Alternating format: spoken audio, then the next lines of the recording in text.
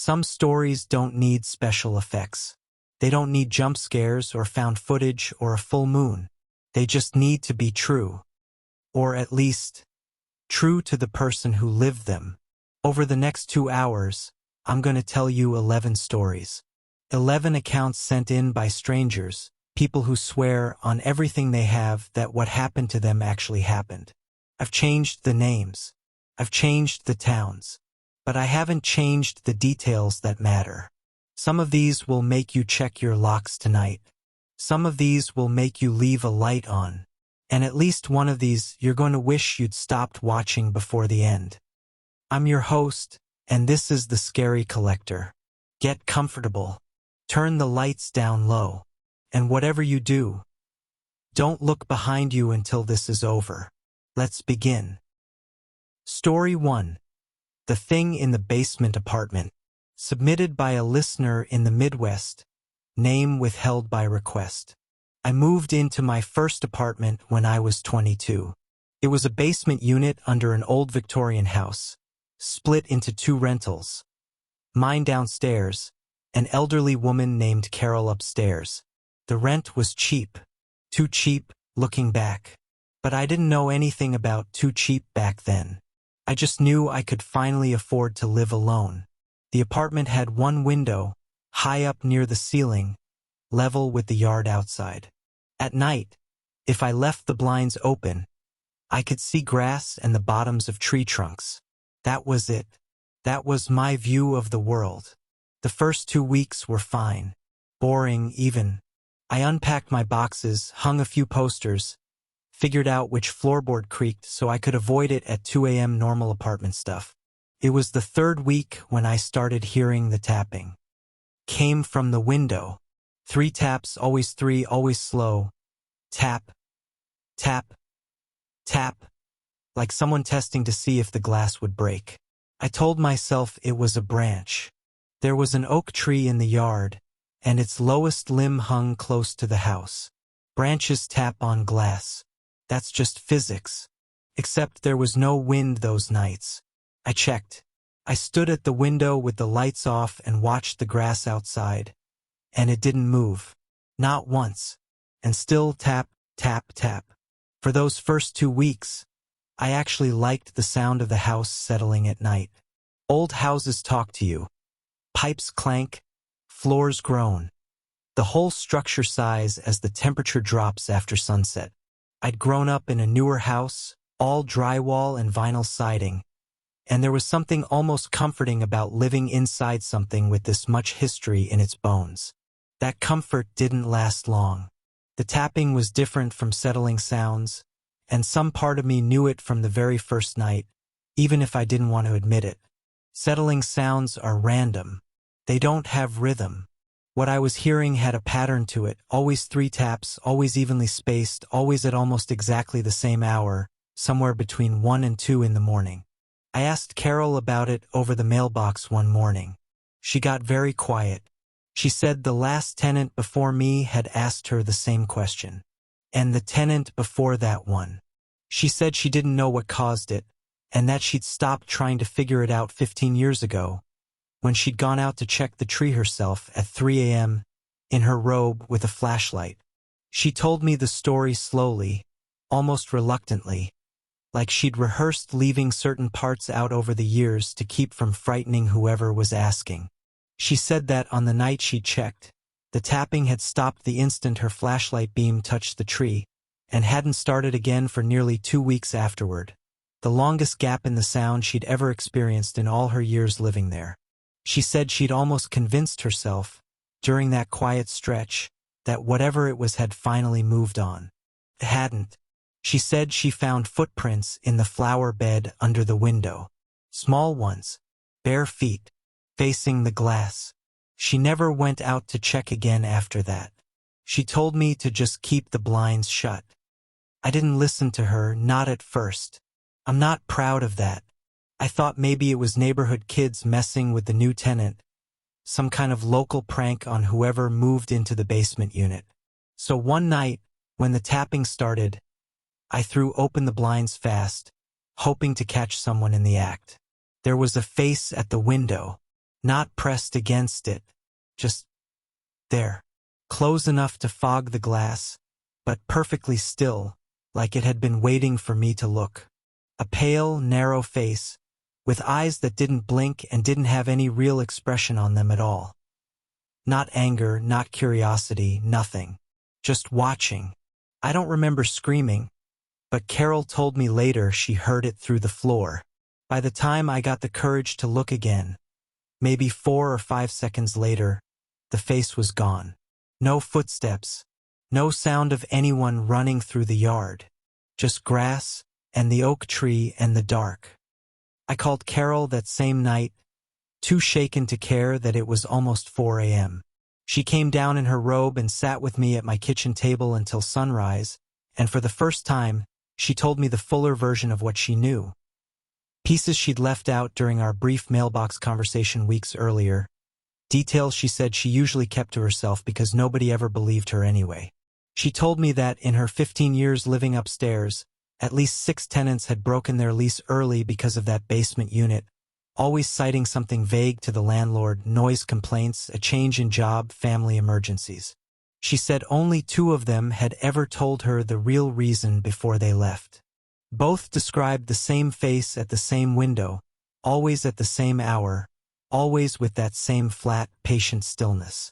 She said one of those former tenants, a young man, had told her he didn't think the face wanted to hurt anyone. He thought it was waiting for something or someone, and that whoever it was looking for simply hadn't shown up yet. I asked Carol, half joking through my exhaustion, whether she thought I was the one it was waiting for. She didn't laugh. She just looked at me for a long moment and said she honestly didn't know, and that not knowing was the worst part of living above that basement for 15 years.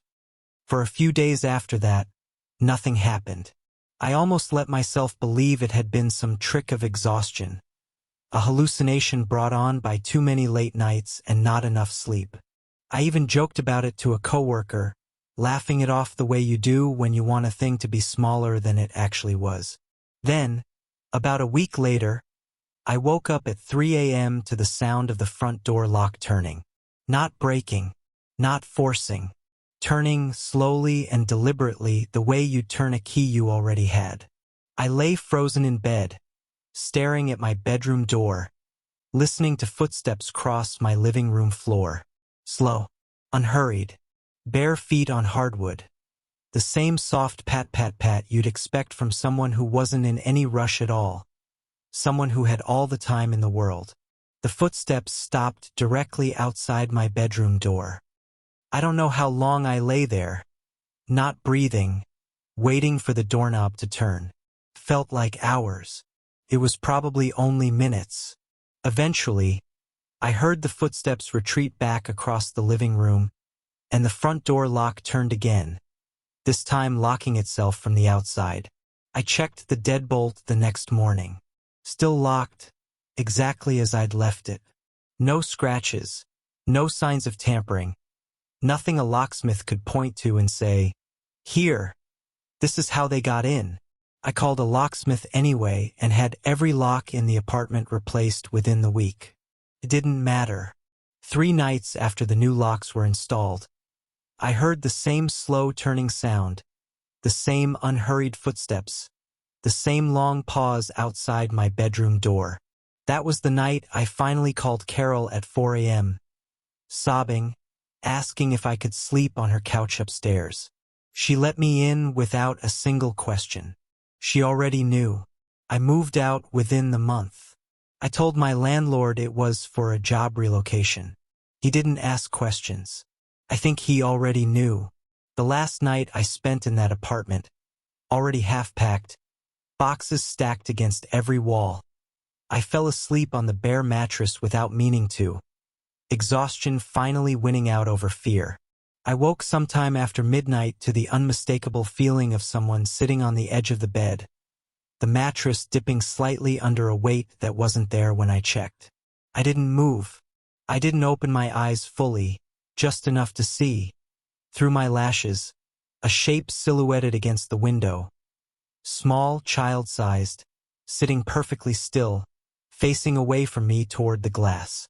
I lay there for what felt like an eternity, too terrified to breathe, until gray dawn light finally began creeping through the blinds, and the shape, whatever it had been, was simply gone. I finished moving out that same morning, 3 days ahead of schedule, and never spent another night in that basement again. Years later, I looked up the address out of curiosity, the way you pick at a scar you know you shouldn't touch. The property had been resold twice since I left. And in a local historical archive, I found a newspaper clipping from decades before the house was even built into apartments. A missing child, never found, last seen playing in what used to be an orchard on that same plot of land. I don't know if that means anything. I don't know if it explains the face or the footprints or the tapping. But I know I still can't sleep with my blinds open. Not in any apartment. Not ever again. Because I know now some windows aren't for looking out of. Some of them are for something else to look in. I still think about Carol sometimes, and whether she's still living above that basement, still telling new tenants nothing more than keep the blinds shut, and hoping that's enough. I think about the tenants after me, whoever they were, and whether they heard the same 3 taps I did on the same nights at the same hour. Sometimes the scariest part of a story isn't the ending. It's knowing the story never really ended at all.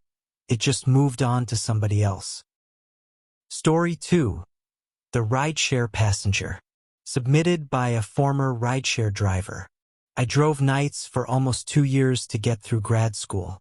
Overnight shifts pay better, and honestly, most of my rides were fine. Drunk college kids, night shift nurses, the occasional argument in the backseat I pretended not to hear. Then there was the woman in gray. It was around 1:40 in the morning. A Tuesday, dead quiet on the roads. The app pinged a pickup from an address out past the edge of town, near the old fairgrounds that had been shut down for years. I remember thinking it was strange. Nobody lived out there. It was just fields and one access road. I drove out anyway. The GPS took me to a gravel turnoff, and standing at the end of it, under the one working street lamp, was a woman in a long gray coat. No phone in her hand. No bag. Just standing there, facing the road, like she'd been waiting a very long time. I remember the moment she stepped out of the shadow at the edge of that street lamp glow more clearly than almost any other memory from that year. She moved strangely, not limping, not stumbling, just wrong somehow, the way a video looks wrong when a few frames have been quietly deleted from it. Smooth in the wrong places.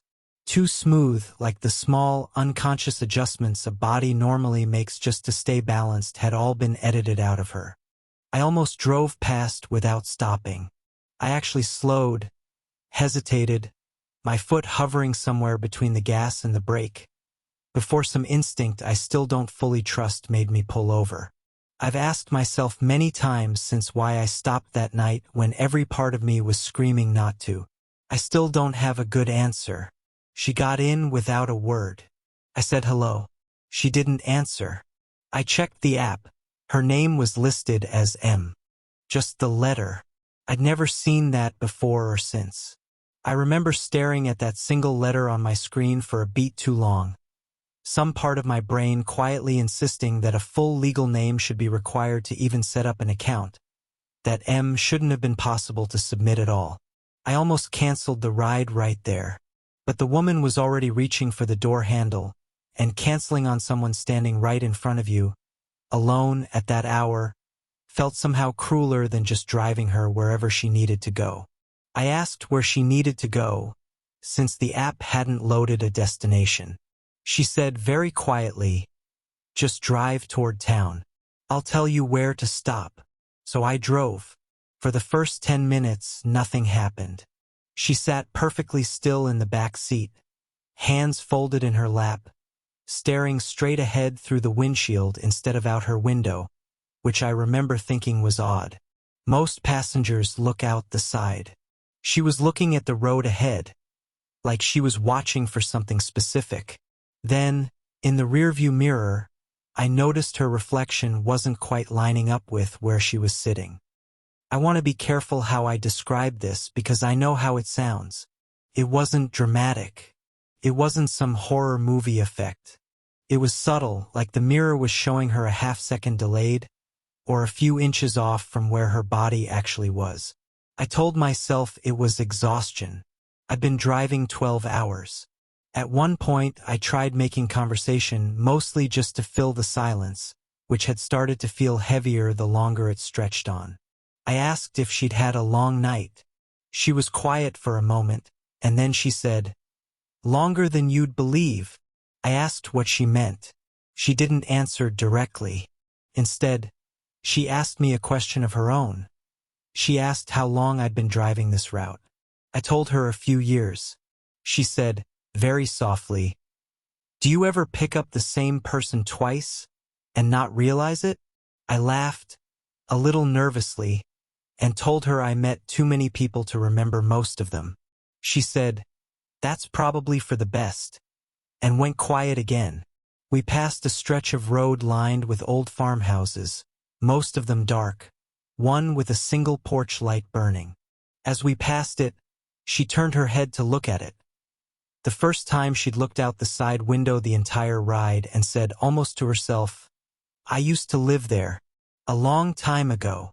I glanced at the house in my mirror. It looked abandoned. Boarded windows, a collapsed section of roof, the kind of place nobody had lived in for decades. I didn't say anything. I just kept driving, faster than I probably needed to. Then she spoke again. She said, "You can let me out here." We were in the middle of nowhere. No houses, no lights, just the two-lane road and dark fields on either side. I told her there was nothing out here. She just repeated it a little more firmly. "Let me out here." I pulled over because I didn't know what else to do. She opened the door, stepped out, and stood at the edge of the headlights' reach. And then she turned around to look at me. Her face was wrong. Not disfigured, just wrong, the way a word looks wrong after you stare at it too long.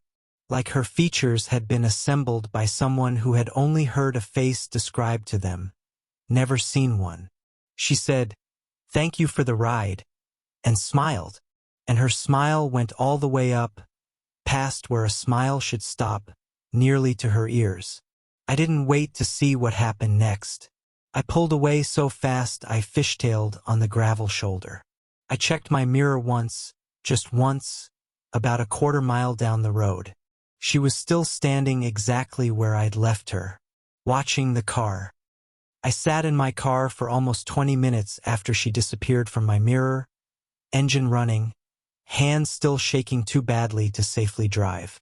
When I finally composed myself enough to check my phone, I noticed the trip was still marked as in progress on the app, the little car icon on the map frozen at a location nearly a mile behind where I actually was, sitting motionless at that exact gravel turnoff where I'd first picked her up. I tried to end the trip manually.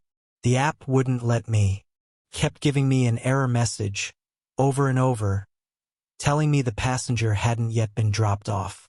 I sat there another 10 minutes, alone on that dark road, watching that frozen little car icon, before the app finally, abruptly, ended the trip on its own without any input from me at all. I reported the ride to the app company the next morning. Customer support told me there was no record of a pickup at that address that night.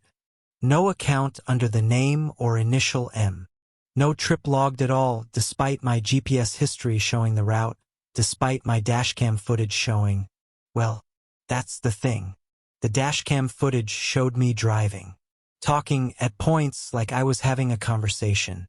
The back seat was empty the entire time. I quit driving nights not long after that. I still drive during the day sometimes when I need the extra money, but I turn down every single overnight request without exception, no matter how good the fare is. And every time I pass that gravel turnoff near the old fairgrounds, even in broad daylight, I find myself gripping the wheel a little tighter, half expecting to see a woman in gray standing there, waiting for a ride that never quite ends. Story 3. The Voice on the Baby Monitor. Submitted by a mother of two. Name withheld. When my son was 8 months old, we lived in a small rental house at the end of a cul-de-sac. Quiet street, good neighbors, the kind of place you feel safe leaving your car unlocked in. I used one of those basic baby monitors, nothing fancy, just audio, no video, the kind you clip to your belt so you can hear if he wakes up crying. For the first few months, it worked exactly like it was supposed to. Static, breathing, the occasional cry. Normal baby monitor stuff. Then, one night in October, I heard humming. It came through clearly, right in the middle of the static. A slow, tuneless hum, almost like someone trying to remember a lullaby they'd half forgotten. My husband was asleep next to me. My son was down the hall in his crib. There was no one else in the house. I got up, walked to the nursery, and opened the door as quietly as I could. My son was asleep, completely peaceful, completely alone. No monitor speaker in his room was humming. The sound could only have come from a live microphone somewhere in that space, picked up and transmitted to the receiver on my hip. I told myself it was interference. Baby monitors pick up all kinds of frequencies. Cordless phones, walkie-talkies, garage door openers. I went back to bed. The humming came back 4 nights later. Longer this time. And this time it wasn't tuneless. It was forming words, just barely audible under the static, like someone speaking through a mouth full of water. I couldn't make out what it was saying. Not that first time. I tried, at first, to explain it away with logic. I researched baby monitor interference online, read forum threads from other parents who swore they'd picked up neighbors' conversations, cordless phone calls, even in a few unsettling cases, other people's baby monitors from streets away. I wanted so badly for that to be the answer. A neighbor, a crossed frequency, anything with a rational shape to it. So one afternoon, while my husband watched our son, I walked the entire block, monitor in hand, trying to find a house where the humming might be coming from. I stood outside every home within range, waited, listened. Nothing. The humming only ever came through at night, only ever in our own house, only ever when I was alone with the monitor and everyone else was asleep. I started recording the monitor on my phone after that, just holding it up to the speaker every time the static shifted. I didn't tell my husband. I didn't want him to think I was losing it from sleep deprivation, which honestly is what I thought was happening to me too. During those 2 weeks, I noticed other changes too, small enough on their own that I could almost dismiss each one individually, but together they formed a pattern I couldn't ignore. My son, normally an easy sleeper, began waking at exactly 2 a.m. every single night, not crying, just sitting up in his crib, wide awake, staring at the same corner of his room for several minutes before lying back down on his own and falling instantly back to sleep. I started sleeping on the floor of his room some nights, just to watch that corner myself. I never saw anything there, but I felt it, a kind of pressure in the air, the specific feeling of being watched by something patient, something that had absolutely nowhere else it needed to be. Around this same time, my mother-in-law offered to babysit for a rare date night, and less than an hour into the evening, she called me at the restaurant, her voice tight and strange. She asked if we normally left music playing in the nursery. We didn't own a speaker in that room at all. She said she'd heard faint humming coming through the monitor she'd been given to keep in the kitchen, and when she'd gone to check on our son, the room had been completely silent, and he'd been sound asleep the entire time. She never offered to babysit again after that night, and she never fully explained why, no matter how many times I gently asked. 2 weeks later, I had almost 11 minutes of audio. I sat in my car in the driveway. I don't know why I felt like I needed to leave the house to listen to it, and I played it back with headphones on, volume all the way up. Under the static, under the humming, there was a voice, slow, patient, repeating the same 4 words, over and over, for the entire 11 minutes. He's not yours anymore. I didn't sleep that night.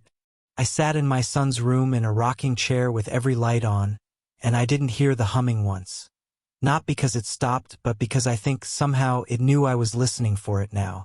In the weeks between hearing that recording and finally moving out, I refused to leave my son alone in his crib for even a minute. I moved a cot into his nursery and slept there every night, monitor turned off, needing to trust only my own ears.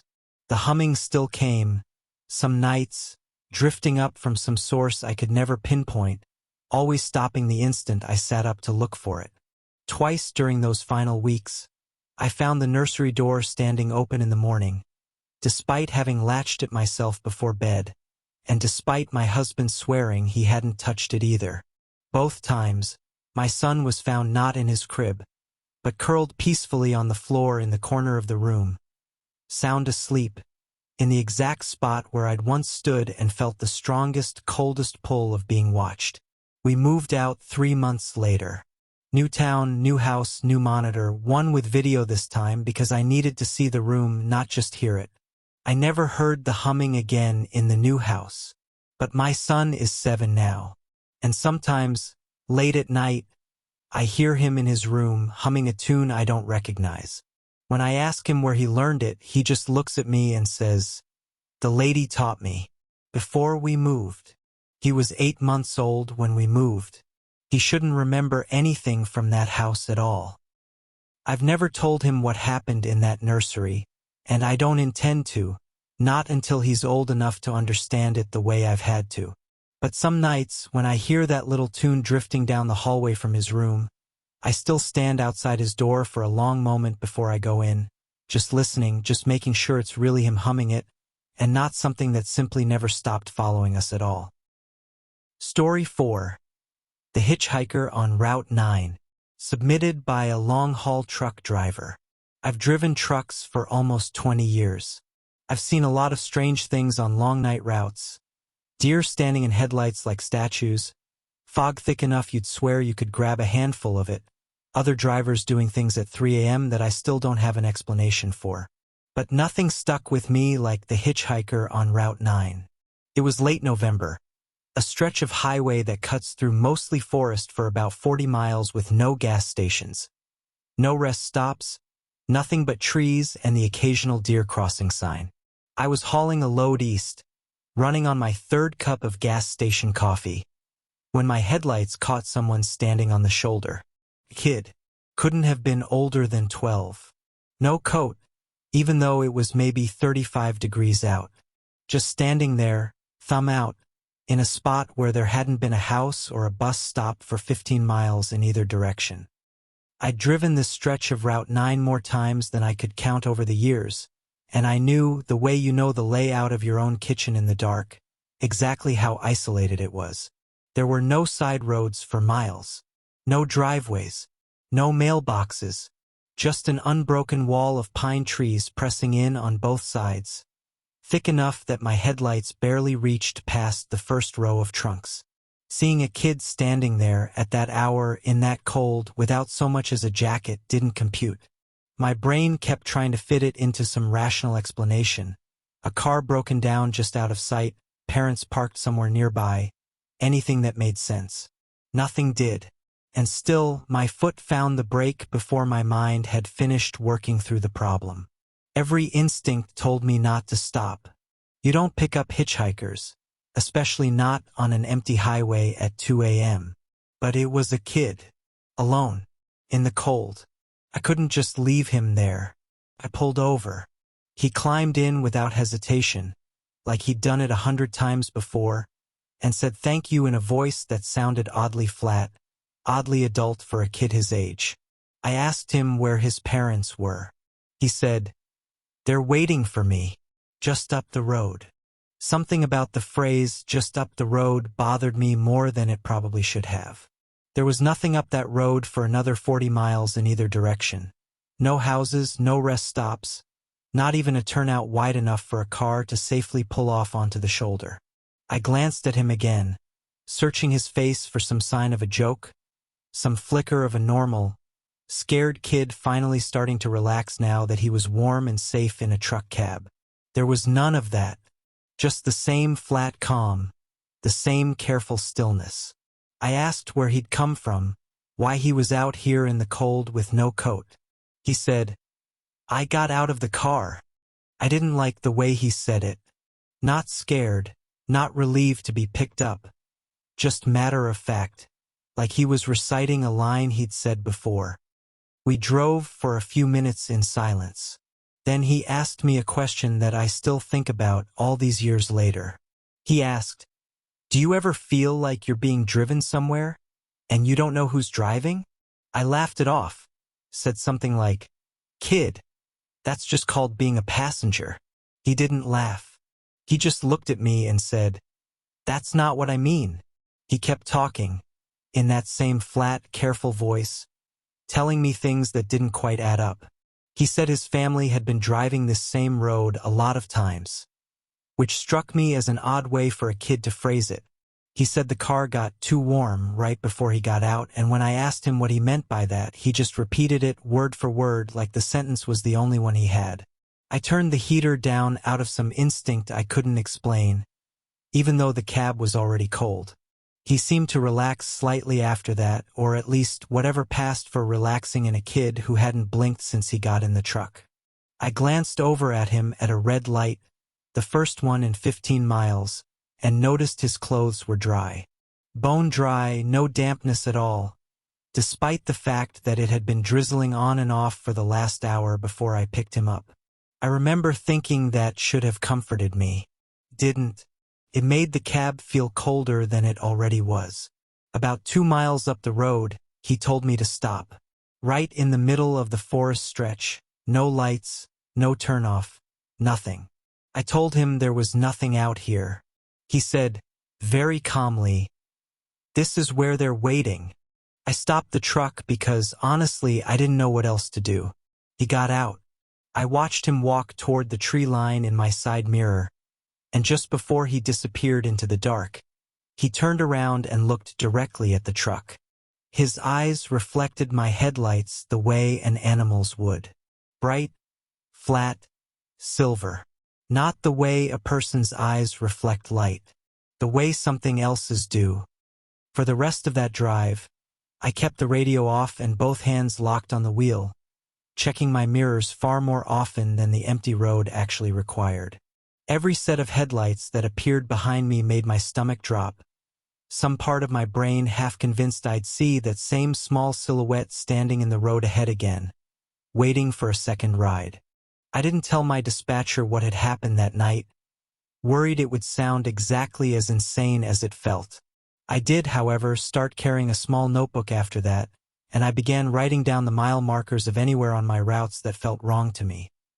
A habit that, over the following years, other long-haul drivers I trusted quietly admitted to keeping as well, each of us with our own private list of stretches of highway we simply refused to stop on anymore, no matter who or what was standing on the shoulder. I didn't sleep for 2 days after that. When I mentioned it to another driver at a truck stop a few weeks later, an older guy who'd run that same route for decades, he went pale and told me never to stop for anyone on that stretch of Route 9, no matter what they looked like. He said I wasn't the first driver to tell that story. He said there'd been a car accident on that exact spot, decades ago. A family driving home late hit a patch of black ice. A boy, 12 years old, was the only one who got out of the car before it went into the trees. He didn't get out alive. I still drive that route sometimes because the job requires it and there's no way around that stretch of highway without adding hours to every delivery. But I never drive it after midnight anymore if I can help it, and if I ever do have to, I keep both doors locked, my speed steady, and my eyes fixed straight ahead, because now I know that whatever waits on the shoulder of Route 9 has been waiting a very long time, and it's not particular about who it asks for a ride next. Story 5. The Neighbor Who Wasn't There. Submitted anonymously via the channel's story form. I lived in a duplex for 3 years before I found out the truth about the other half of the building. My side was 214A. The other unit, 214B, shared a wall with my bedroom. For those 3 years, I heard my neighbor constantly.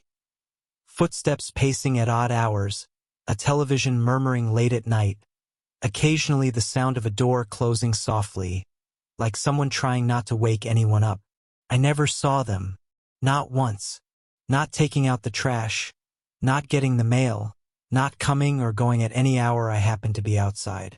I used to joke to friends that my neighbor was a ghost in the harmless, funny way people say things like that. One winter, my pipes froze, and I needed to check the shared water shutoff valve, which the landlord told me was accessible from a utility closet connected to both units. He gave me a key and told me to go ahead and let myself in through 214B's closet if I needed to, since the tenant worked nights and wouldn't mind. Looking back, I find it strange that I never questioned this arrangement at the time. A landlord handing over casual access to a stranger's apartment, assuring me it would be fine, as though it were the most normal request in the world. I remember only feeling grateful that I wouldn't have to wait until evening for someone to come let me in officially. Grateful, and in a hurry, with frozen pipes threatening to burst somewhere behind my walls. The utility closet itself was barely large enough to stand in, lined with old pipes and a single bare bulb hanging from the ceiling that flickered when I pulled its cord. On the far wall was a second door, unmarked, that the landlord had told me led directly into 214B's kitchen. My hand hovered over that doorknob longer than it probably should have. I told myself it was just the cold making me hesitate. I want you to understand, up until this point, I had no reason to think anything was wrong. I'd heard this person's television. I'd heard their footsteps pacing my shared wall for 3 years. I unlocked the utility closet door and stepped into 214B. The apartment was empty. Not empty like moved out, empty like never lived in. No furniture, no boxes, dust thick enough to leave footprints, and mine were the only prints in it. The air smelled stale and used the way basements smell after winter. I called the landlord immediately, hands shaking, and he laughed it off at first. Said I must have the wrong unit, there's obviously a mistake. I told him the address matched exactly what he'd given me. Long silence on the phone. He finally admitted 214B had been vacant for over 4 years. No tenant. No lease. He said the unit had a bad reputation among previous tenants going back over a decade. Several had broken lease early, citing noises, cold spots. One woman who wouldn't say why she left at all, just packed her things in a single afternoon and was gone by nightfall.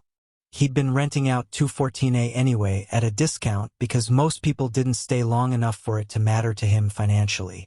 He never told new tenants why the rent was so low. He finally admitted, after I pressed him further, that he'd inherited the duplex from his own father, who had told him, years before passing, never to rent out 214B to anyone, no matter how good the offer, and never to explain why to prospective tenants of 214A either. His father had refused to elaborate, only saying that some arrangements were better left undisturbed, and that as long as no one lived in 214B, whatever was there seemed content enough to stay quiet. My landlord admitted, in a smaller voice than I'd ever heard him use, that he'd always assumed his father was simply being superstitious. He said this was the first time in over a decade that a tenant had actually gone into that closet and found out the truth for themselves. In the days after finding the empty apartment, the sounds through the wall didn't stop. If anything, they got worse. Where before it had just been footsteps and a murmuring television, now I started hearing what sounded like furniture being dragged across a bare floor, over and over, always late at night, always stopping abruptly the moment I knocked on the wall to ask if everything was okay. One night, I pressed my ear against the shared wall, feeling foolish even as I did it, and I heard breathing. Slow, deliberate breathing, close enough that it sounded like it was happening on my side of the wall rather than the other. I stepped back so fast I knocked a picture frame off my dresser. I called the landlord again, more insistent this time, asking him to come see for himself. He refused, told me it was probably just old pipes settling. The building was over 60 years old after all. But I noticed something in his voice I hadn't heard the first time we talked. He sounded tired in a specific way, the way people sound when they've had a conversation too many times before and have simply run out of ways to be surprised by it. I moved out within 2 weeks. I never went back into that utility closet again, not even to grab the tools I'd left behind. A few days before I moved out completely, I finally worked up the courage to ask a different question. Not what was making the sounds, but why. I stood at the shared wall late one night, feeling foolish, and quietly asked out loud if whoever or whatever was there needed something. I don't know what I expected. Silence, probably. A confirmation that I really had just been imagining all of it from the start. Instead, the pacing stopped instantly, and for several long seconds the apartment was utterly still. Then, faintly, almost too faint to be sure I hadn't imagined it, I heard a single word spoken through the wall, in a voice too quiet and too worn down to belong to anyone living. It said, "Company." Just that. One word. And then the pacing resumed, slower than before, almost thoughtful, as though it, too, was considering what had just passed between us. But here's the part that still keeps me up at night. On my last evening in that apartment, packing boxes at nearly midnight, I heard it one final time. Footsteps pacing right through the shared wall. Slower than usual, like they knew I was leaving. And right as I zipped up my last box, I heard 3 soft knocks on the wall. Not urgent, not angry, almost like a goodbye. I've lived in 3 apartments since then, and I still find myself, out of habit, listening carefully to the walls of every new place for the first few weeks. Footsteps, television static, anything that tells me who or what might be sharing a wall with me this time. So far, every apartment since has been quiet. I try to tell myself that's a good thing. Most nights, I even believe it. Story 6. The Camping Trip at Lake Hollow. Submitted by 2 friends who asked to remain anonymous. Every summer, my friend Dana and I went camping at the same spot. A quiet, mostly unknown lake about 2 hours from the city, the kind of place that only locals used because there was no cell signal and the road in was mostly gravel. We'd been going there since college. Never had a single problem. There was a particular ritual we'd developed over the years without ever really discussing it. Arriving early enough to claim the flattest spot near the eastern shore, cooking the same simple meal the first night, staying up too late talking about nothing in particular while the fire burned down to embers. It had become, in its own small way, sacred to us. A place that belonged only to the 2 of us and no one else. Until the summer, everything changed. We arrived late afternoon, set up camp near the water, and had a completely normal evening, fire, food, the usual. Around midnight, just as we were getting ready to sleep, we heard something moving through the trees on the far side of camp.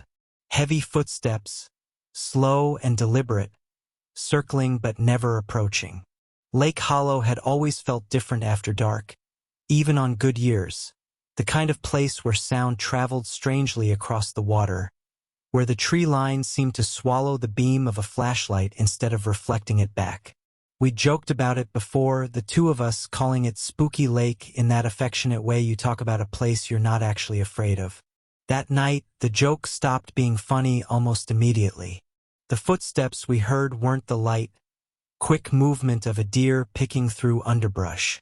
They were heavy, deliberate, spaced with the even rhythm of something walking upright on 2 legs, pausing every so often as if listening for a response. We assumed it was a deer, maybe a bear. We dealt with wildlife before. We zipped the tent shut and tried to sleep. Then we heard our names, clear as day, spoken from somewhere in the tree line, in a voice that sounded almost, but not quite, like each other's. Dana heard her name in what sounded like my voice. I heard mine in what sounded like hers. Except we were lying 3 feet apart, both wide awake, both absolutely certain neither of us had said anything. We didn't sleep the rest of that night.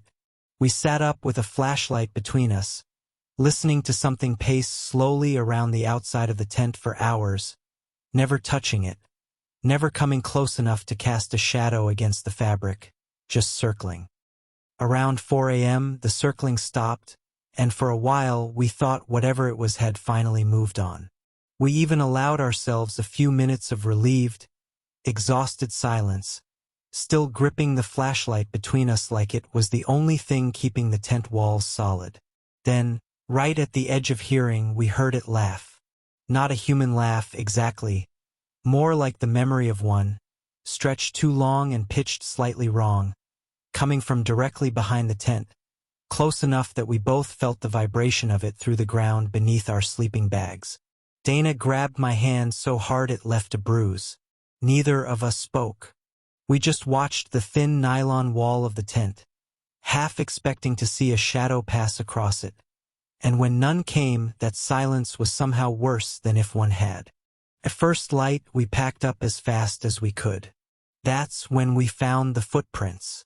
They circled our entire campsite in a perfect ring, evenly spaced, like something had walked the exact same path over and over throughout the night. But the prints weren't human. They weren't animal either. Not any animal either of us could identify. Long, narrow, with what looked like 4 elongated toe marks and no visible heel. We drove straight to the ranger station to report it, mostly just needing to tell somebody, needing it to feel real by saying it out loud to another person. The ranger who met us, an older man with the kind of weathered calm that comes from decades outdoors, listened to our entire account without interrupting once, taking notes in a small worn notebook he kept in his breast pocket. When we finished, he set the pen down and was quiet for a long moment before speaking again. And something about his stillness told us he wasn't preparing to dismiss what we'd said the way we half expected him to. He asked which campsite we'd used. When we told him, he sighed and said that section of the lake had been informally closed to camping for almost 10 years. Though there wasn't an official sign because the county didn't want to admit why. He told us that over a decade ago, 2 campers had vanished from that exact spot. Search parties found their tent, still standing, gear untouched, food half-eaten by the fire. No sign of struggle, no blood, nothing. They were never found. He told us in a low voice, glancing toward the door as though he didn't want anyone else to overhear, that rangers had quietly stopped issuing permits for that particular site years ago, without ever officially explaining why in any public record. He said maintenance crews sent out to that section of shoreline reported equipment failing inexplicably. Batteries drained overnight, radios filled with static. One crew member who refused to ever return after claiming he'd seen his own reflection in the lake water blink independently of him. He said hikers still occasionally reported hearing their own names called out from the tree line near that site. Always at night. Always in a voice that sounded almost right, but not quite. We never went back to Lake Hollow again. And to this day, Dana and I have an agreement. If either of us ever calls the other's name from somewhere we can't see them, we don't answer until we can see their face. Just in case. We still go camping together, Dana and I, just never anywhere near Lake Hollow, and never anywhere without cell signal anymore either, no matter how much that limits our options. Some experiences change what you're willing to risk for a nice view. That night changed both of us more than either of us has ever fully admitted, even to each other. Story 7. The Doll in the Attic. Submitted by a woman who inherited her grandmother's house. When my grandmother passed away, I inherited her old farmhouse, a beautiful, if slightly run-down, place that had been in the family for 3 generations. I decided to fix it up and move in, mostly out of sentimentality. It felt wrong to sell the house I'd spent every childhood summer in. While clearing out the attic, I found a large steamer trunk pushed into the far corner, covered in decades of dust. Inside, wrapped in yellowed newspaper, was a porcelain doll. Antique, beautifully made, with glass eyes and real human hair sewn into its scalp. I remember pausing there in that dusty attic for a long moment before unwrapping it fully. Some instinct telling me to simply close the trunk and leave it exactly as I'd found it. I didn't listen. Curiosity, and a certain sentimental hope that this might have belonged to my grandmother as a little girl, won out over whatever quiet warning I felt in that moment. I've thought about that hesitation many times since, wondering what might have been different if I'd simply trusted it. It was genuinely lovely, if a little unsettling the way old porcelain dolls tend to be. The newspaper it had been wrapped in was dated nearly 70 years back, brittle and yellow, the print barely legible in places. Underneath all that paper, the doll itself looked almost untouched by time.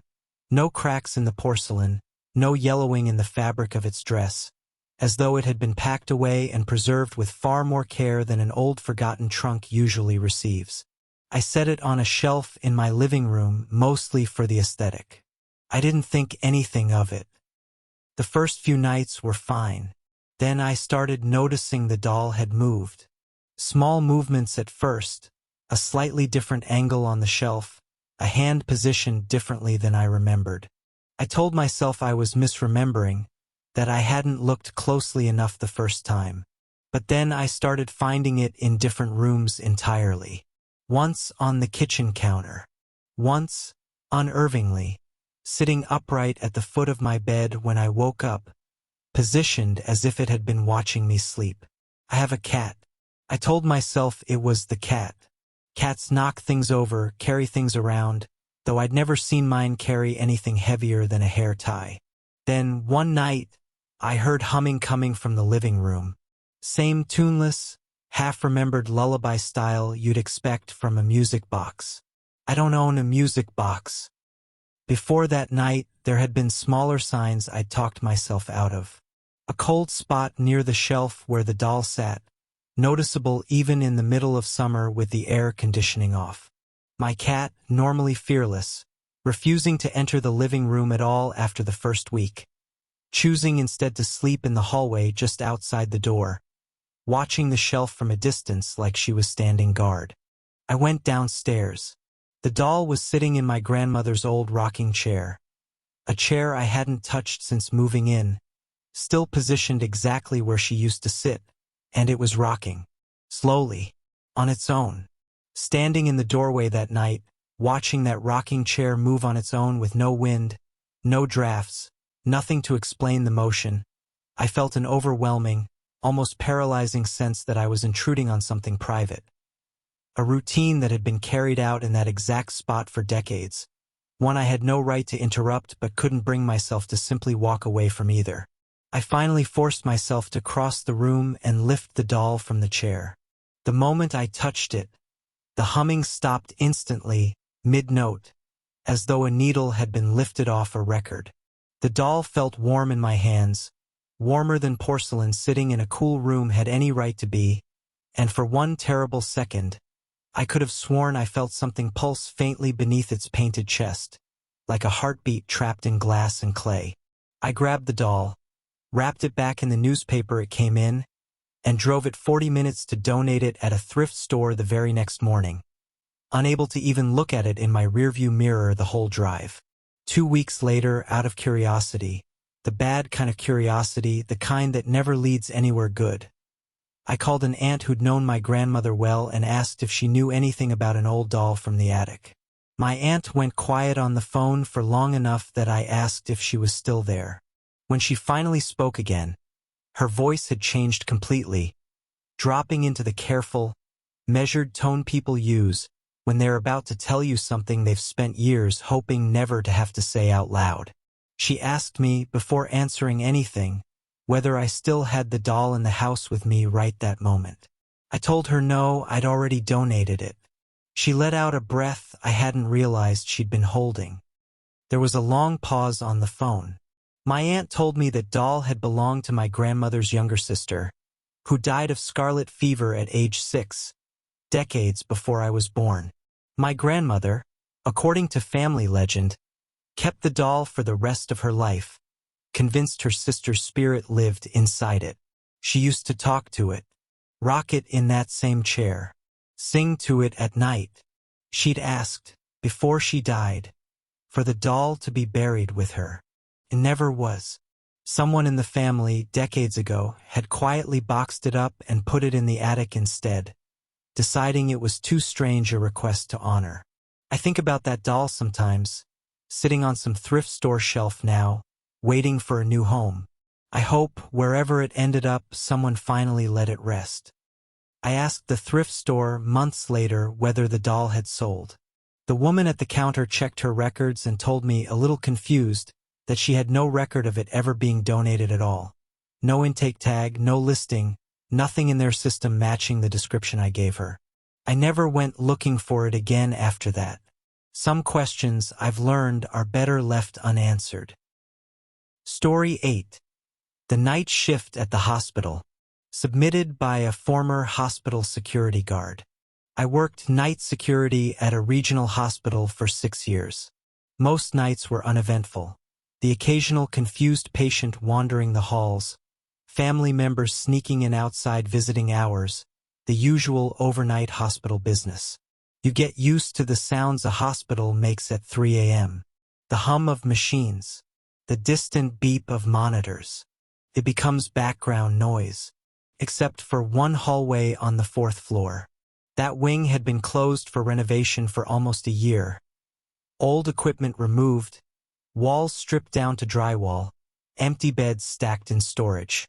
No patients, no staff assigned there overnight. Just an empty, dark corridor I had to walk past twice per shift as part of my patrol route. Management had put up plastic sheeting across most of the entrance, the kind contractors used to keep dust contained, and a hand-lettered sign warning staff to stay out for safety reasons during construction. Most nights, that sheeting would hang perfectly still, undisturbed by any draft, which somehow made the nights it did move, however slightly, feel that much worse. Hospitals at night have a rhythm to them that you learn quickly if you work security long enough. The shift change murmurs around 11, the lull that settles in around 2 when even the sickest wing goes quiet, the slow pickup of activity again near dawn as the day staff start arriving. That closed 4th floor wing didn't fit into that rhythm at all. It was supposed to be silent all the time, every night, no exceptions. The first time I heard it, I assumed it was pipes. A slow, rhythmic squeaking, like a wheel that needed oil, coming from somewhere down that dark hallway. Hospital buildings make strange sounds. I didn't think much of it. The second time, a week later, the squeaking was accompanied by something else.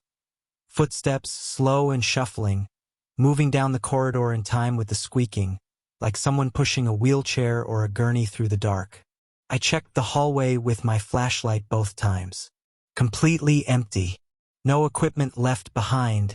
Nothing that could squeak or roll. It became a regular occurrence over the following months. Always around 3 a.m., always the same squeaking will sound moving slowly down that closed hallway, sometimes accompanied by what sounded like quiet crying, faint enough that I told myself every single time that it must be coming from somewhere else in the building. One night, curiosity got the better of caution, and I decided to actually walk the length of the hallway instead of just shining my flashlight down it from the entrance the way I usually did. The squeaking grew louder as I walked, matching my pace almost exactly, like something was moving alongside me just out of the flashlight's reach. Halfway down the corridor, my flashlight flickered, not dying, just flickering 3 times in a row, and in the brief darkness between flickers, I felt the temperature drop hard enough that I could see my own breath.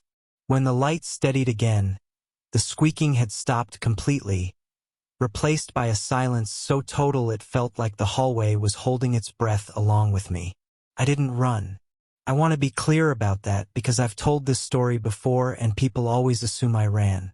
I walked very calmly back the way I came, and I didn't look behind me once because some part of me understood with total certainty that whatever was back there wanted me to. I mentioned it to an older nurse one night, mostly just to hear myself say it out loud and have someone tell me I was being paranoid. She didn't laugh. She got very quiet and asked me exactly which hallway I meant.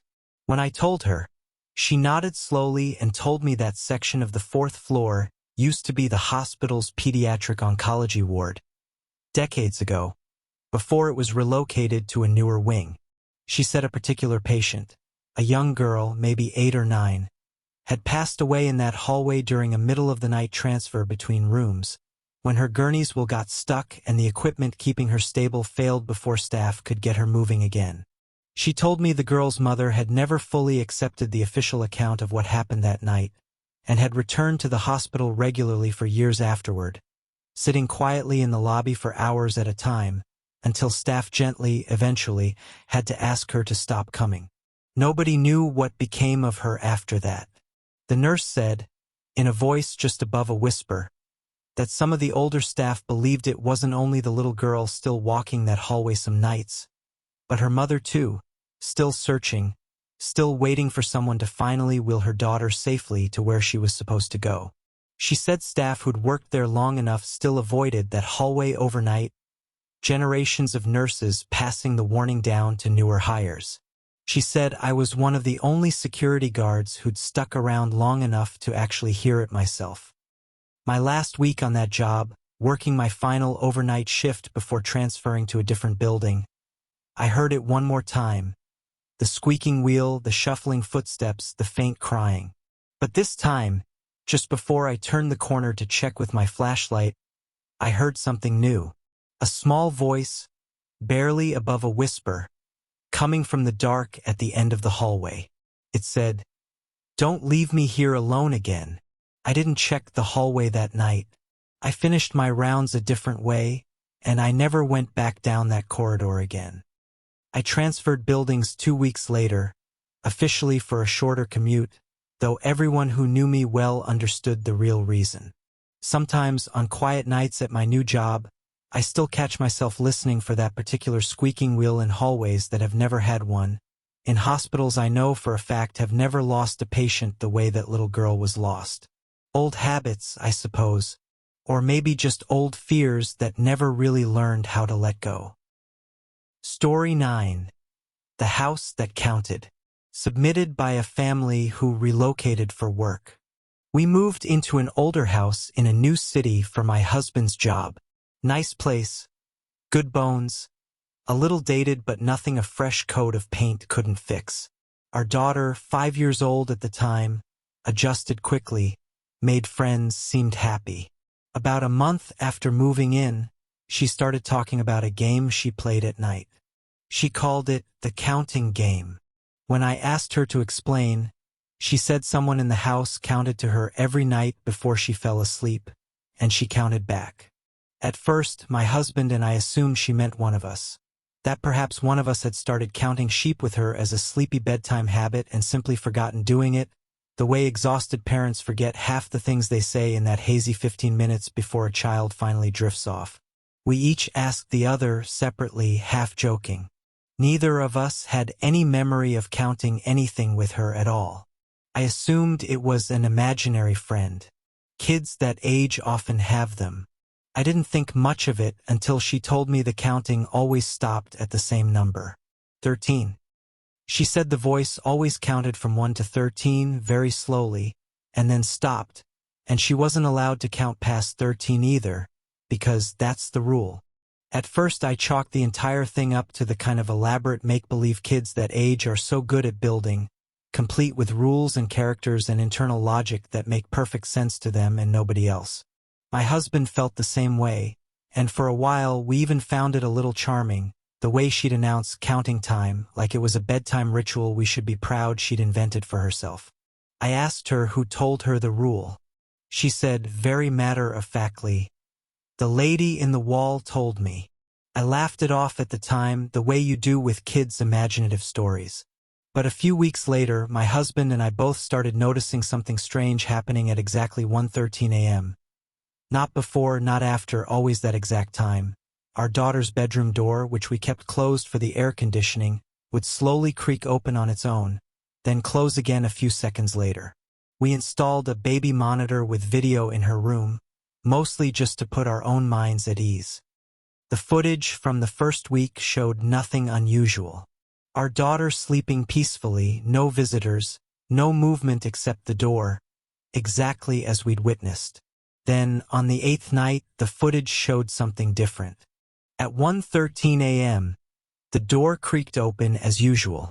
But this time, the camera also captured our daughter sitting up in bed, eyes closed, mouth moving silently, as if counting along with someone we couldn't hear or see. She counted silently all the way to 13. Then she lay back down and stayed asleep for the rest of the night, showing no memory of it the next morning. We tried, for a while, to simply outlast it, reasoning the way exhausted parents do, that if we just ignored it long enough it would lose interest and stop. My husband, who had been skeptical of the whole thing longer than I had, finally had his own encounter about 6 weeks in. He woke one night to find himself standing in our daughter's doorway, with no memory of getting out of bed, listening to a soft, unfamiliar voice counting somewhere inside the dark room. He told me afterward that he'd counted along under his breath without meaning to, the numbers simply rising up out of him before he'd even realized what he was doing, stopping automatically the instant he reached 13. He never doubted me again after that night. Instead, it seemed to grow bolder. Our daughter began waking up some mornings with faint marks on her arms, not quite bruises, more like the pale impression of fingers that had rested there gently overnight and left before morning. She never seemed frightened by any of it, which somehow made it worse. She talked about the lady in the wall, the way other kids talked about a favorite babysitter. Fondly, casually, without a hint of the dread that gripped my husband and me every time she brought it up. Once, setting the table for dinner, she asked if she could put out one extra plate for after, and when I asked her what she meant, she just shrugged and said, "She gets hungry too, sometimes." But only until 13. We had the house inspected by a local historian out of desperation, trying to find some explanation. We learned the house had been built on the site of a much older structure that burned down in a fire decades earlier. Local records mentioned 13 people had died in that fire, a boarding house, apparently, full of tenants who couldn't escape in time. The final straw came on a night neither my husband nor I will ever fully be able to explain. We both woke simultaneously, well before the 1:13 mark, to the sound of our daughter's voice coming from downstairs, in the kitchen, though we'd tucked her into bed hours earlier ourselves. We found her standing at the counter in the dark, wide awake, carefully setting out a placemat, a fork, and a glass of water for a chair that had no one sitting in it. When we asked her what she was doing, she looked at us with a patience that felt far too old for her 5 years, and said simply, "It's almost 13. She likes it ready before she counts." We packed our first boxes the very next morning. We moved out within 2 months. Our daughter, now a teenager, doesn't remember any of it, the counting game, the lady in the wall, any of it. But sometimes, when the house is quiet at night, she still counts under her breath before falling asleep. 1 to 13. Every single night. She has no idea she's doing it. We've never told her why we moved, or what the historian found, or any detail from that house at all. Some nights, though, I'll hear her murmuring in her sleep through her bedroom wall, and I'll stand in the hallway outside her door, counting silently along with her, 1 to 13, just to be sure that wherever that counting came from, it never learned to count any higher. Story 10. The Stranger in the Photographs. Submitted by an amateur photographer. I've always loved photography. Landscapes especially, quiet places far from people, the kind of shots that take patience and long hikes to get right. For most of my life, that patience felt like the entire point of the hobby. Sitting quietly for an hour waiting for the right light, learning to become still enough that wildlife would forget I was there at all. I'd built an entire identity around being the person who noticed things other people walked right past. That's part of what made this whole ordeal so difficult to accept. If there was one thing I trusted about myself, it was my ability to see clearly. 3 years ago, I started noticing something in my photos that I still can't fully explain. I've always trusted my own eye more than I trust most tools, which is part of what made this so disorienting from the start. Photography, for me, has always been about presence. Noticing the exact angle of light, the exact moment a hawk lifts off a branch, details that require actually being there, actually paying attention. The idea that a camera could see something I hadn't, something standing in plain view that I'd somehow filtered out entirely, unsettled me on a level that was almost harder to accept than the figure itself. It started with a shot I took at an overlook about 2 hours from my house, a popular hiking spot but nearly empty on the weekday morning I visited. I took maybe a dozen photos of the valley below, completely alone, no other hikers in sight the entire time I was there.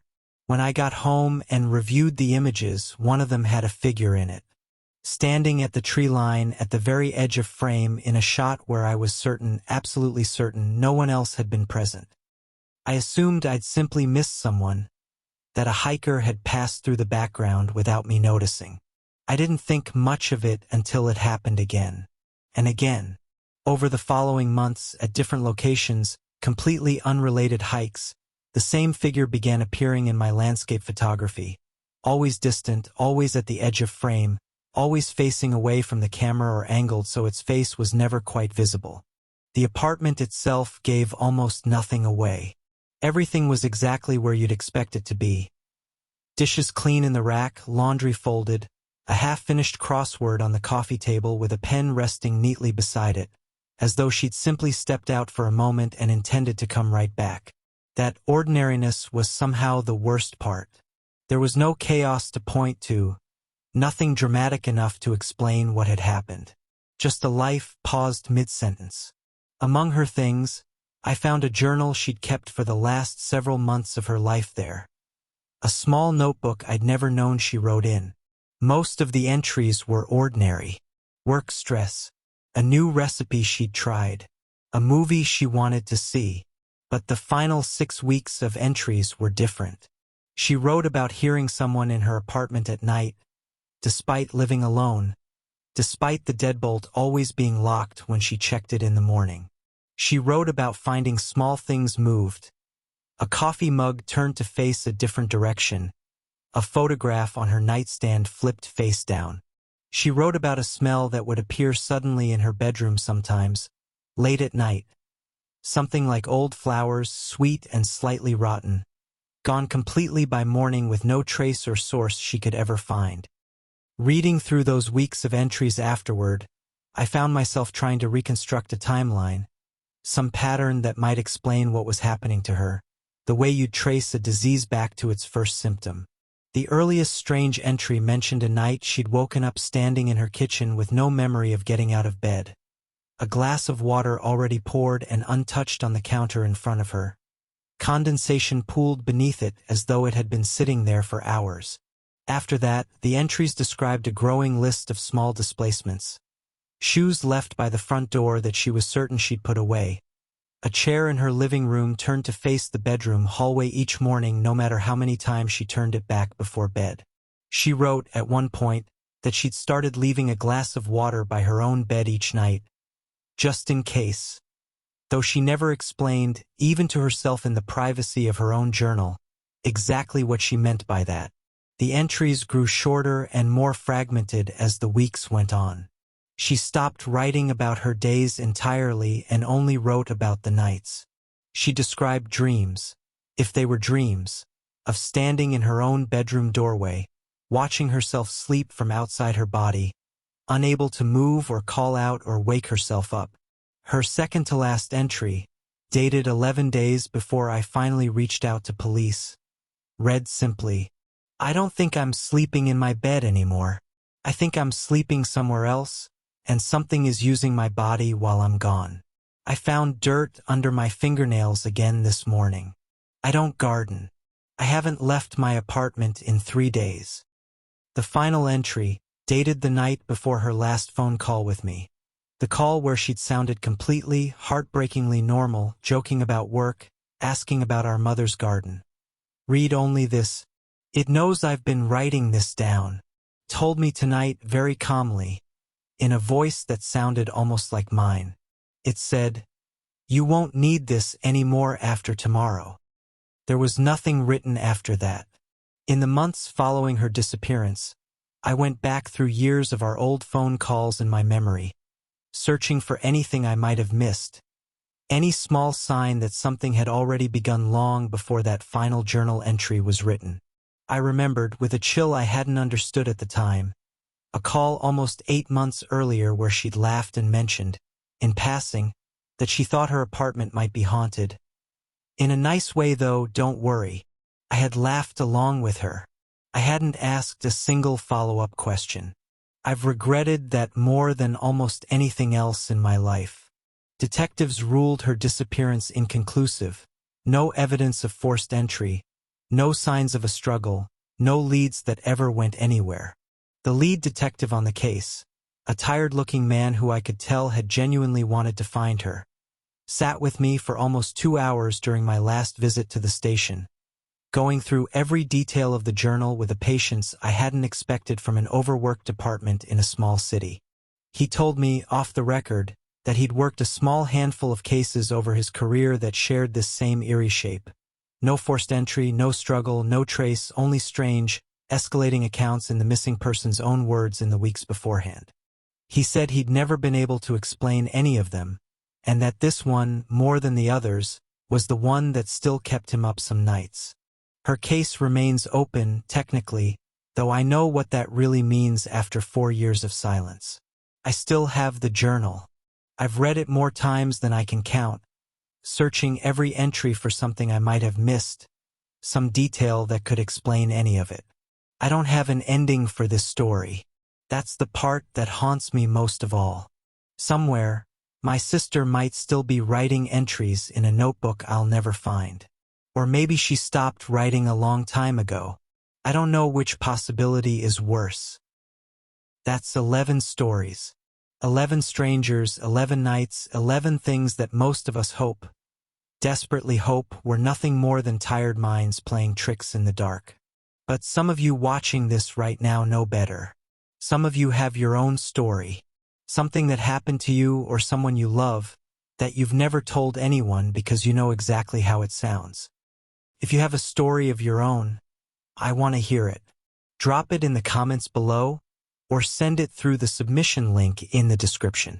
Your story could be featured in the next video, anonymously, exactly the way you want it told. If tonight's stories kept you company, hit subscribe, ring the bell, and I'll see you in the dark again very soon. Sleep well, if you can.